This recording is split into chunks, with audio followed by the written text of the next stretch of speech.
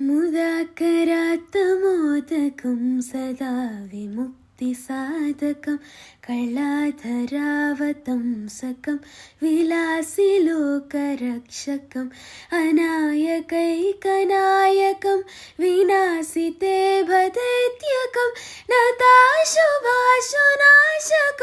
नमामि तं विनायकम् नमामि तं विनायकम्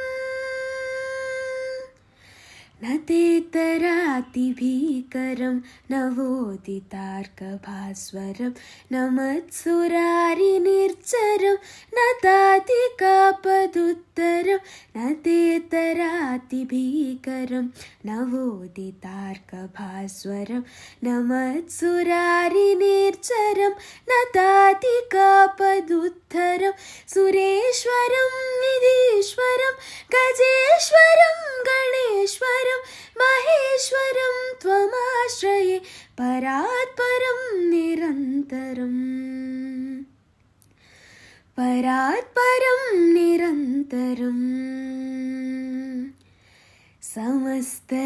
समस्तलोकशङ्करं निरस्तदैत्यकुञ्जरं दरेदरोदरं वरं वरे भवक्तमक्षरं समस्तलोकशङ्करं निरस्तदैत्यकुञ्जरं दरेदरोदरं वरं वरे भवक्त्रमक्षरं कृपाकरं क्षमाकरं मुदाकरं यशस्करं मनस्करं नमस्कृतं नमस्करोमि भास्वरम्